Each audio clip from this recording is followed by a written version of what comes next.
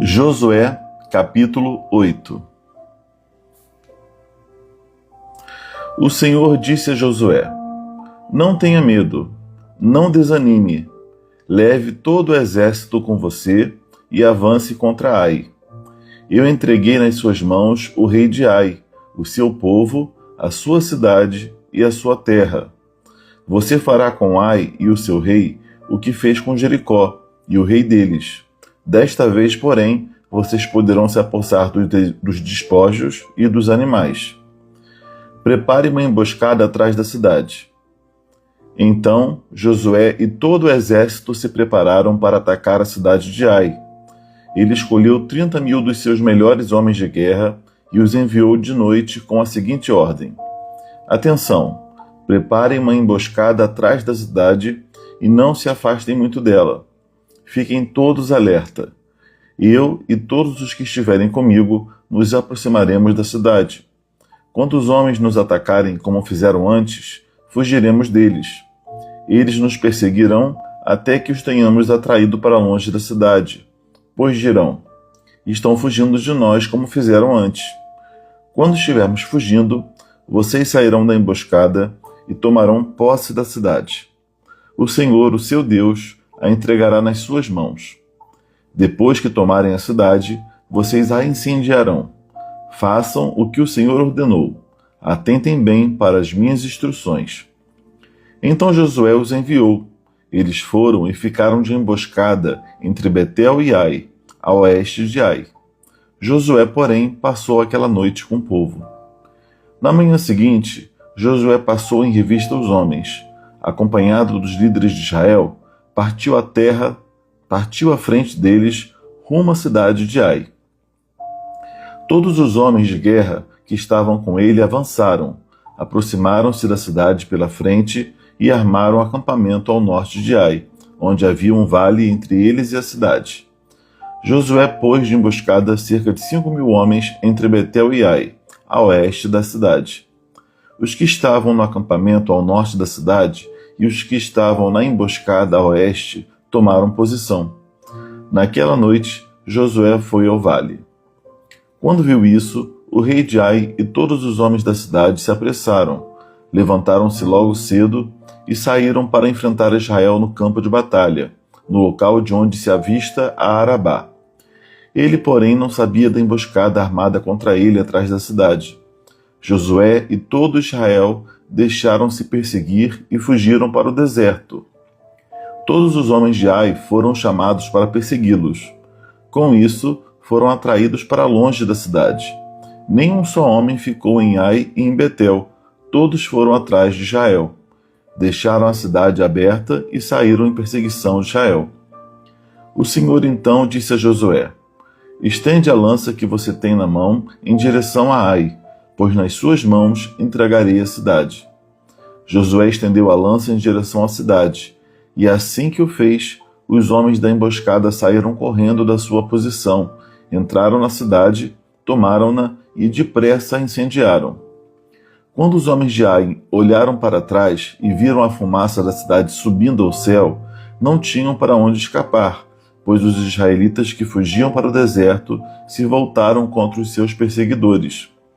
Vendo Josué e todo Israel que os homens da emboscada tinham tomado a cidade e que desta subia fumaça, deram meia volta e atacaram os homens de Ai. Os outros israelitas também saíram da cidade para lutar contra eles, de modo que foram cercados, tendo os israelitas dos dois lados. Então os israelitas os mataram, sem deixar sobreviventes nem fugitivos, mas prenderam vivo o rei de Ai e o levaram a Josué. Depois que Israel terminou de matar a espada os habitantes de Ai no campo e no deserto, onde estes os tinham perseguido, toda a nação voltou à cidade de Ai e matou os que lá haviam ficado. 12.000 homens e mulheres caíram mortos naquele dia. Era toda a população de Ai. Josué não recuou a lança até separar todos os habitantes de Ai para a destruição. Israel, porém, se apossou dos animais e dos despojos daquela cidade, conforme a ordem que o Senhor tinha dado a Josué.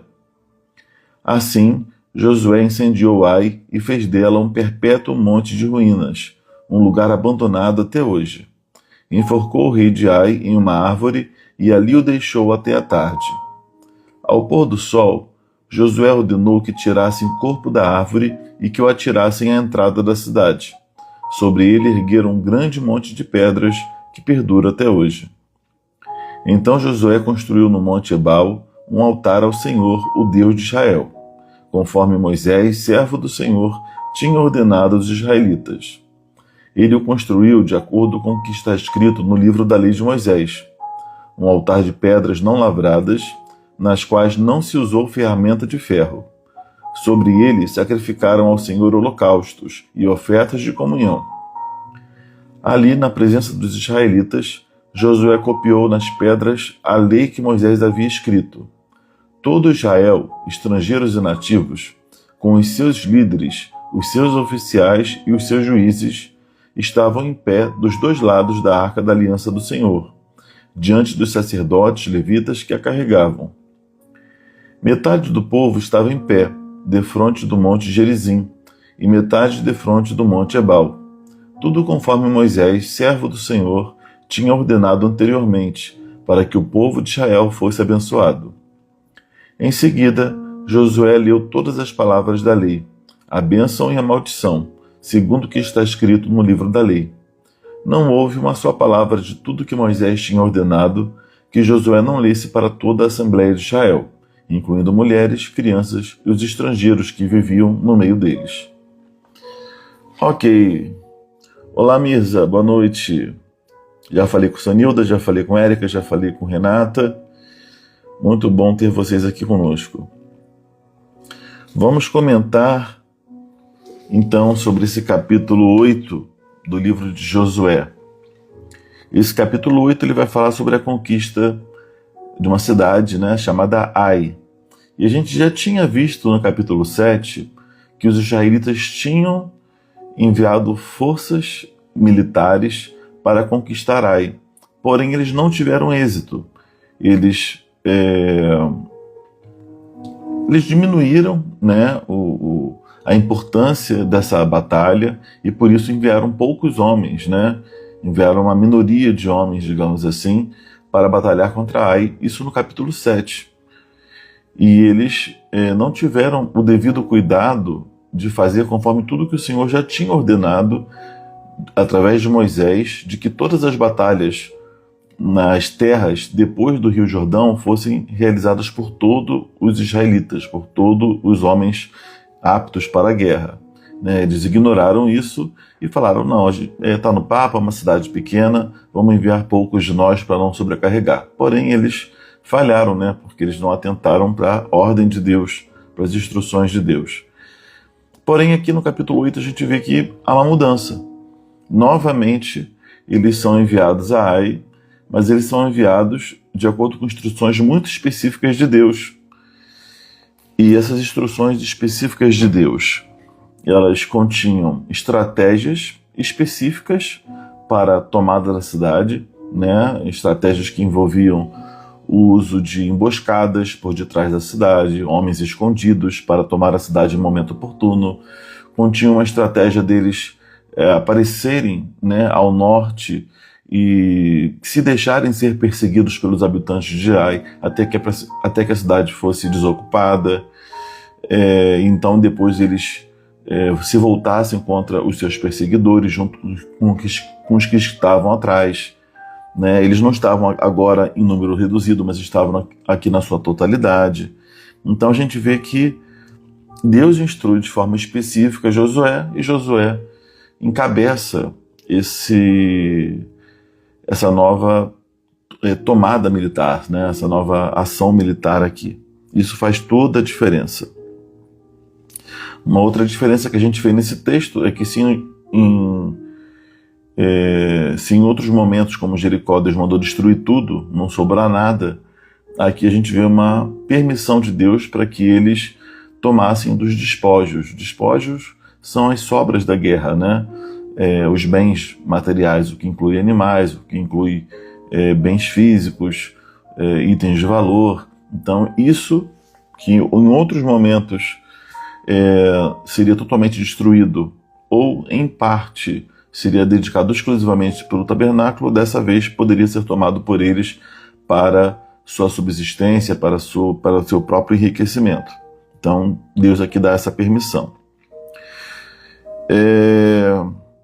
Nessa primeira parte, então, que a gente está recapitulando, né, e destrinchando aqui o capítulo, a gente vê que os homens de Ai, eles foram imprudentes, né? Se no capítulo 7, quem foi imprudente foram os israelitas, ao mandarem poucos homens a Ai. Aqui, nessa segunda investida contra Ai, a gente vê que os homens de Ai foram imprudentes, porque eles se deram como muito certos de que eles iriam correr atrás daqueles que tinham aparecido, né, dos invasores, e eles saíram totalmente da cidade, deixaram a cidade abandonada, né? Só devem ter ficado ali suas famílias, os seus bens, os seus animais, né? Mas os homens aptos para a guerra todos saíram. E eles não pensaram que isso poderia deixá-los ali em maus lençóis, né? Vendidos. E foi o que aconteceu, né? Porque quando eles saíram da cidade, aqueles que estavam em emboscada tomaram a cidade, colocaram fogo, o que já desestruturou eles emocionalmente, certamente. E assim eles foram ali encontrados, né? Eles que estavam perseguindo foram encontrados pelos que estavam sendo perseguidos, né? Tanto os israelitas que estavam à frente deles, quanto os que estavam atrás deles. Isso daí foi ruim para eles. Então a gente vê aqui que essa autoconfiança exagerada deles, né, acabou prejudicando eles, né? Eles não agiram com precaução, né, com cuidado.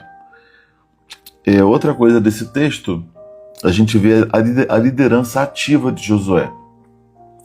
No capítulo 7 a gente vê eles apenas informando os homens de guerra, né, os líderes de guerra, informando a Josué a sua estratégia, Josué permitindo, e depois eles trazendo mais notícias a Josué. Mas a gente vê aqui um Josué mais passivo, um Josué mais ouvindo e depois recebendo notícias. Aqui não, aqui a gente vê Josué planejando, Josué dando ordens ao exército, dando ordens ao povo. A gente vê Josué preparando toda a estratégia de guerra. A gente vê Josué revistando os homens para ver se estavam todos em condições ali para a guerra. E a gente vê Josué também participando da guerra e até estipulando ali um sinal, né, de que os que estavam em emboscada poderiam sair, né, quando ele levanta a sua lança.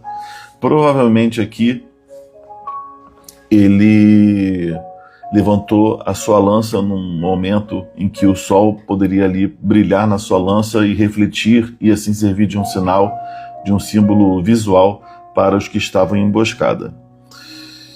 Bem, além disso, a gente vê que a questão da própria vitória, né, da própria conquista, né? Os israelitas que estavam em emboscada conquistam a terra, e eles então passam a matar, né, todos os habitantes da terra, o que era necessário, né, o que era instruído da parte de Deus, né, tirando os despojos. E a gente já falou aqui algumas vezes, né, porque a gente não é o primeiro texto que a gente fala de guerra, que a gente fala de conquista, a gente fala de morte dos conquistados. Isso daí é algo muito comum no texto bíblico, principalmente no Antigo Testamento. E como eu já falei outras vezes, a gente entende esses textos que podem nos causar um pouco de incompreensão, dúvida, sabe, por que Deus permitiu isso? Por que pessoas, entre aspas, inocentes foram mortas? Por que teve que exterminar todo o povo mesmo, né? Isso daí a gente já refletiu, a gente falou que eles estavam num contexto de guerra. Contexto de guerra é contexto de guerra. Não é um contexto normal, civil, né, onde você mata uma pessoa gratuitamente. Ali ou você mata ou você é morto. Ou você conquista ou você é conquistado. Um sobrevivente que você deixa viver é alguém que pode se voltar contra você no futuro, né, independente da idade, porque vai querer vingar a morte dos seus pais ou dos seus conterrâneos.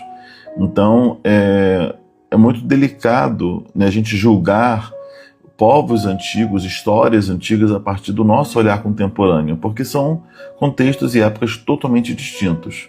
Tá? E um contexto de guerra é um contexto de guerra. As coisas funcionam de forma diferente até nos dias de hoje. Tá? Não dá para se valer todos os direitos humanos quando você está num contexto de guerra. Claro que há um mínimo de cuidado, né? Quando a gente fala disso até nos dias de hoje. Porém, imagina naquela época. Naquela época, a linguagem era de povos bárbaros. Povos que simplesmente entendiam a linguagem do ganhar, perder, e se eu ganhei, eu conquisto, eu subjugo, eu escravizo, eu mato, ou então os outros vão fazer isso comigo. Então a gente precisa entender isso, né? E não nos colocarmos como juízes de tempos antigos, de povos antigos ou da própria Bíblia, de forma alguma. Tá? Deus tinha o seu tratar em meio a isso. A revelação de Deus na história é progressiva.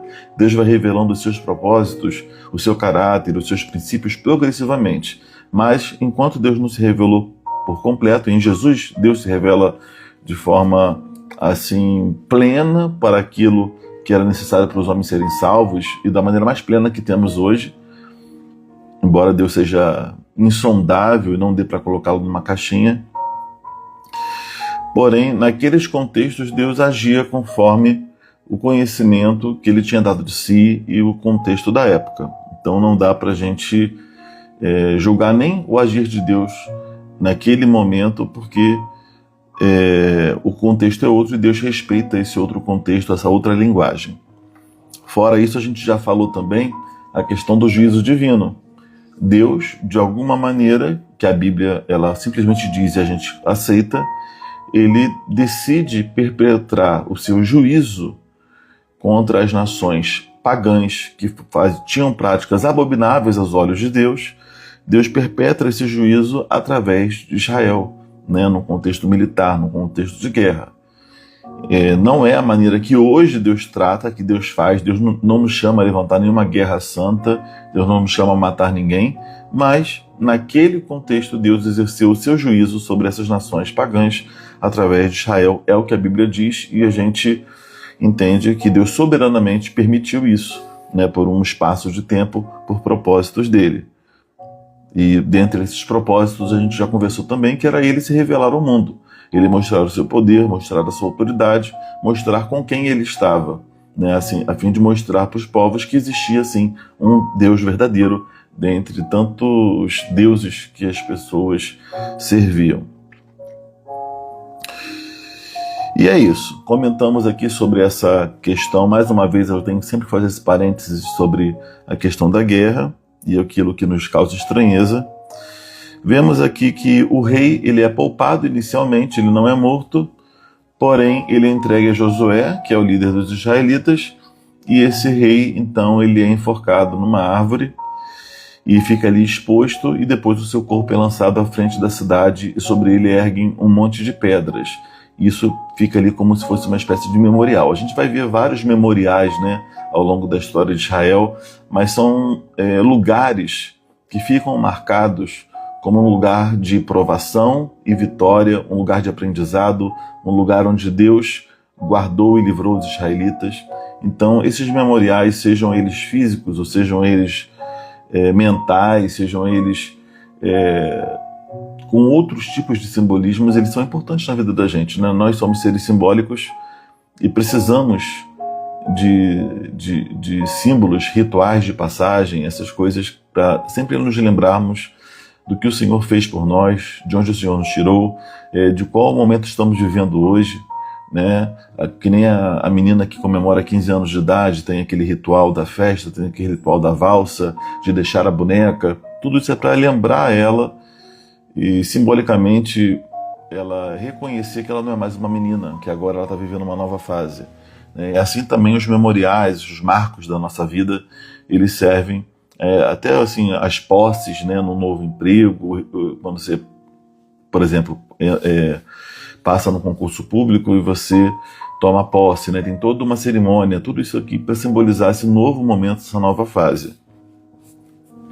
Em Apocalipse a gente vê que aquele que for salvo, né, diz ali que vai receber um novo nome, uma pedrinha com seu novo nome. né? Então, são símbolos, né? Independente se isso é literal ou não, mas é Deus mostrando que para um novo momento a gente precisa de um novo nome, a gente precisa de novos horizontes, a gente precisa lembrar de onde saímos e onde estamos chegando. Então, isso é muito importante. Por isso que a morte do rei, pendurado e depois colocado ali debaixo de um monte de pedras, para servir de memorial e de símbolo da vitória que Deus tinha dado. No final do capítulo a gente vê o povo renovando a aliança com o Senhor, né? Já tinha sido dada instrução de que no Monte Ebal eles recapitulassem toda a lei que Deus deu a Moisés, as bênçãos e maldições, que eles escrevessem essa lei, né, em pedras não lavradas, né, tanto amontoadas para sacrifício, mas também colocadas de forma a poder ter um registro ali que ficasse permanentemente naquele lugar. E aí a gente vê que eles sacrificam ao Senhor, que eles leem a lei e todo o povo está participando, né? Todos os israelitas. Isso após a vitória contra Ai. Isso é muito importante. Isso mostra que eles estavam louvando a Deus pela vitória, ou seja, agradecendo a Deus, reconhecendo o que o Senhor tinha feito por eles, né? Que não foi pela sua força, mas foi pela instrução e capacitação do Senhor. A gente vê ali a consagração deles a Deus, o que é fundamental na sua caminhada, no êxito, nas próximas vitórias que teriam. A gente vê uma instrução específica para eles se santificarem, né? E isso daí também, como eu falei, iria poupá-los de muitos sofrimentos, né? Por causa da não santificação, Acã trouxe morte sobre os israelitas, e quando eles obedecem a Deus, quando eles fazem aquilo que Deus manda, então eles têm êxito, têm vitória. Então eles estarem ali sacrificando diante do Senhor no Monte Ebal após a vitória em Ai, isso é uma atitude de santificação e de também preparo para que eles tenham vitórias futuras. E a gente vê também no capítulo aqui algo curioso, que além de todo o povo de Israel, né, todos os israelitas, homens, mulheres, velhos, crianças, a gente vê a presença de estrangeiros, né? O texto diz aqui no último versículo que tinha estrangeiros no meio deles. Esses estrangeiros foram incorporados ao povo, né? Ao longo das batalhas, das guerras. Por vezes, alguns não eram mortos, eram poupados e incorporados à nação de Israel. Porém, certamente tinham que, para permanecerem assim, tinham que se conformar à fé de Israel, tinham que se submeter à prática, né, à cultura, à moral dos israelitas. E um exemplo desses estrangeiros é a própria Raabe, né, que foi poupada em Jericó, e a sua família. Certamente estavam aqui presentes nessa cerimônia de renovação da aliança. Bem, comentamos o capítulo todo, vamos fazer aqui algumas aplicações práticas. A primeira aplicação é que a gente aprende que Deus reescreve histórias, né? Eles tiveram derrota em Ai, no capítulo 7, e aqui eles têm vitória em Ai, no capítulo 8. Ou seja, uma derrota hoje não significa uma derrota amanhã.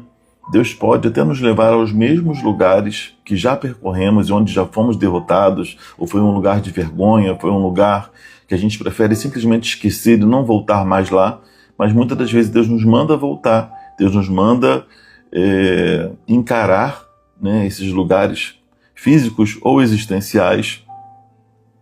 Às vezes são relacionamentos para que a gente possa reescrever essa história, mas reescrever da maneira certa, para que a gente possa reescrever a partir de um coração novo, reescrever a partir da voz de Deus, reescrever, mas tomando para a nossa vida algumas coisas que antes não tomamos, né? Como aqui foram os despojos, ou seja, a gente acha que está visitando o mesmo lugar, mas na verdade é um lugar novo. É que a gente às vezes fica traumatizado e não quer voltar, mas a gente precisa avançar. E se Deus nos mandar voltar para os mesmos lugares que já passamos, para ter conversas difíceis, para encarar novamente sonhos, projetos que a gente já tinha desistido, a gente deve encarar esses desafios com fé, entendendo que se Ele está nos chamando, Ele nos dará vitória. E talvez Ele queira curar em nós alguma coisa que ficou de trauma, né, por esse lugar de derrota no passado. A gente aprende também nesse capítulo a importância de estarmos em comunhão com Deus, de ouvirmos a voz dele. Quando o povo ouve a voz de Deus, quando Josué ouve a voz de Deus e decide obedecer, né, e obedece efetivamente, a história é outra, as coisas mudam, a gente tem vitória, né? Então vamos estar ouvindo ao Senhor, buscando ao Senhor, porque alinhados ao coração de Deus, a gente vai tomar decisões melhores, a gente vai errar menos, a gente vai obter conquistas, mas precisamos estar alinhados, porque se não estamos alinhados, vamos ouvir a voz do coração, a voz de outras pessoas, e o coração do homem é enganoso, outras pessoas nem sempre, mesmo com as melhores intenções, dão bons conselhos. Então vamos ouvir a Deus em primeiro lugar. Podemos ouvir outros, mas em primeiro lugar vamos ouvir ao Senhor. A gente viu nesse capítulo também que foi autorizado que eles tomassem dos despojos de guerra, né, dos bens, das riquezas daquele local. E isso nos ensina que Deus não é previsível, né? Da outra vez, em Jericó, Deus falou para eles não tomarem nada para si. E agora Deus fala para eles tomarem. Às vezes a gente quer encaixotar Deus dentro de um padrão, falando que Deus sempre vai agir da mesma forma. Mas não.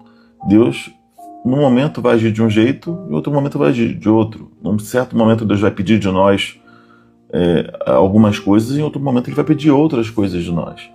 Né? Em algum momento, Deus vai nos privar de desfrutarmos de coisas dessa vida, ou vai nos privar de alguma coisa, mas no futuro Deus vai nos dar aquilo. Então, o negócio não é ter ou não ter, ou fazer ou não fazer, nem sempre é sobre isso. Às vezes é somente estar sensível a Deus e entender o tempo dele. Porque se hoje Deus fecha uma porta, amanhã Ele pode abrir e vai ser maravilhoso. Só que o que importa é ser o tempo e, sob a direção divina, que a gente vai viver o que tem que viver. Débora comentou, tudo bom, Débora? Não sei se eu falei contigo. Em cada estação, Deus age de uma maneira específica. Exatamente. Né? E a gente precisa se abrir para isso. Né? Não olhar Deus como um castrador de sonhos. Poxa, Deus antes me proibiu de tomar, de ter os frutos daquele trabalho que eu fiz. Eu trabalhei, investi, não tive reconhecimento. Deus não me permitiu vencer aquela batalha. Aí a gente fica traumatizado com Deus, ou achando que Deus é apenas um castrador de sonhos. Não. Às vezes não era o momento, não era o tempo, ou a gente não estava com o coração alinhado como Deus queria. Hoje somos outros e Deus pode muito bem fazer de uma forma totalmente distinta e ainda nos fazer colher e desfrutar do bem daquilo que vamos fazer. Então, assim, não vamos encaixotar Deus, vamos deixar Deus fazer do jeito dele e confiar na sua bondade, nas suas misericórdias e no seu favor. Aprendemos com esse texto também a questão da prudência, né? Que a gente vê que aqui os homens de Ai não foram prudentes, eles saíram totalmente da cidade, deixaram suas famílias, os seus bens desprotegidos. Isso não foi nem um pouco prudente, né? Eles deveriam ter deixado ali alguns homens em retaguarda protegendo os portões da cidade. Então, isso nos mostra que a gente precisa ser prudente. Né? A prudência vale para qualquer pessoa, crente ou não. Ser prudente nos traz benefícios. Ser imprudente nos traz consequências negativas. Nem tudo é sobre espiritualizar. Né? Ainda que tenha a mão de Deus, tenha o agir de Deus, claro, mas em meio a isso tem a nossa postura sábia, nossa postura madura, nossa prudência, nossa sabedoria ao gerir recursos, nossa sabedoria no falar. Isso tudo vai nos poupar ou vai nos colocar em situações difíceis. A gente precisa pedir a Deus essa maturidade. Aprendemos à luz desse capítulo também que um verdadeiro líder se envolve, participa do processo e encabeça, né? Ele assume ali a sua função. É o que a gente vê aqui Josué fazendo esse capítulo inteiro. Josué, ele dá a ordem ao povo, ele instrui o povo como eles deveriam proceder, né? Ele está na guerra, está participando, ele revista os homens, ele está ali à frente dos exércitos, diante de Ai, e ele também levanta, né, a sua lança dando sinal para os outros, ou seja, ele lidera, ele encabeça, ele dá ordens, ou seja, um líder de verdade, ele participa, ele está presente durante todo o processo e também dá ordens no tempo certo, quando é necessário, né? É a gente entender que, em primeiro lugar, devemos ser líderes de nós mesmos, né? O pastor Fabrini da nossa igreja fala muito sobre isso. Devemos praticar a autoliderança, estarmos totalmente envolvidos, totalmente engajados naquilo que nos propomos a fazer e tomarmos decisões que sustentem nossos alvos, né? Nossas melhores intenções. Precisamos estar à frente. E quem é líder de família, quem é pai, mãe, quem é líder no seu trabalho ou está à frente de algum ministério na igreja, também tem essa responsabilidade. Não adianta só dar ordem, não adianta só ter boas intenções. Tem que planejar, tem que se envolver, tem que participar do processo, tem que rever os passos, tem que inspirar outras pessoas, tem que apontar para Deus, e assim Deus vai dando vitória e vai nos abençoando. A gente vê nesse texto também que vitória não é só questão de sorte, mas é um conjunto de fatores, né? É a obediência a Deus, é a prudência, é a estratégia, né? Tudo é importante. É acordar cedo, né? Você vê que desde a noite eles já estavam ali sendo preparados e enviados para Ai, né? Para a emboscada. Então, assim, a vitória ela envolve várias coisas. Então, assim, não vamos ser simplistas. Vamos, como adultos, escrever, anotar, mapear qual é o nosso problema, o que precisamos fazer para conquistá-lo, mas sempre para resolvê-lo, né, e conquistar os nossos objetivos, mas sempre com temor a Deus, sempre pedindo para Deus tomar frente, para Deus nos dar a clareza da sua vontade. A gente aprende nesse capítulo também, penúltima coisa aqui, que precisamos construir memoriais, né? Precisamos lembrar de forma recorrente, né, as etapas que vencemos, a fidelidade de Deus, o quanto Deus já foi conosco, porque isso vai alimentar a nossa fé. A gente precisa sempre lembrar de onde a gente veio, onde a gente chegou, comemorar esses pequenos avanços. Às vezes a gente fica tão fixado, né, na conquista da terra toda, que a gente deixa de comemorar as pequenas vitórias, né, os pequenos avanços. E é necessário para que a gente possa se motivar e também sempre estar com o coração alinhado a Deus. E por fim, a gente viu aqui no texto a consagração deles a Deus. Consagrar-nos a Deus, nos santificarmos diante de Deus, é necessário. É necessário, primeiro, porque nós devemos isso a Deus, né? Deus quer de nós obediência, Deus quer de nós santificação, Deus quer de nós uma atitude de cristãos, de filhos, e assim a gente deve agir. Esse é o primeiro ponto. E é necessário também porque nos protege. Quanto mais consagrados e atentos à vontade de Deus e dispostos a viver a vontade de Deus, mais vamos ser protegidos e guardados, né, de problemas que não viveríamos se estivéssemos em Deus. Não é que obedecer a Deus vai nos livrar de todos os problemas, de todas as situações, não é isso. Tem situações que Deus permite para nos moldar, tem situações que Deus permite para nos ensinar sobre Ele, tem contingências de vivermos num mundo caído. Então, não há nenhum evangelho triunfalista aqui que diz que a gente sempre vai triunfar, sempre vai vencer. Não é isso. Mas, obedecendo a Deus, nos consagrando a Deus, a gente vai ser poupado de muita luta, de muita derrota desnecessária. A gente, às vezes, está carregando um fardo pesado ou está enfrentando lutas que a gente não precisaria enfrentar se a gente estivesse mais consagrado e buscando a Deus. Isso nos pouparia de muitas dores, de muitos problemas, né? Então, vamos nos consagrar antes, nos consagrar depois de cada etapa, de cada batalha, de cada dia. Isso vai ser importante para a gente e para as pessoas que a gente ama também. E é isso. Terminei de comentar Josué capítulo 8. Alguém tem mais algum comentário, alguma pergunta para fazer? Se tiverem, podem falar. Falei muito rápido hoje, gente. Às vezes eu fico preocupado da live ficar grande, aí eu tento ser mais objetivo. Mas também não posso falar rápido demais, né? Tem que ter cuidado. Se tiverem mais alguma coisa para falar, senão a gente finaliza aqui a live. Podemos finalizar?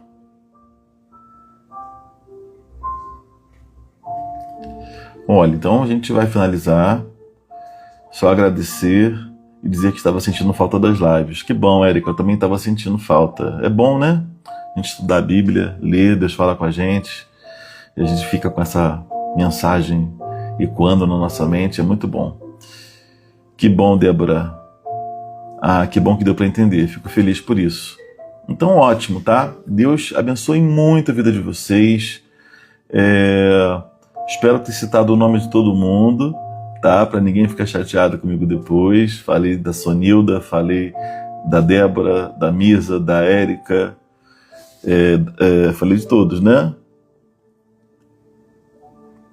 Renata, eu não sei mais quem continua na live, mas é isso, muito bom ter vocês aqui conosco, tá? Deus abençoe muito, tenham uma ótima noite abençoada e a gente vai se falando.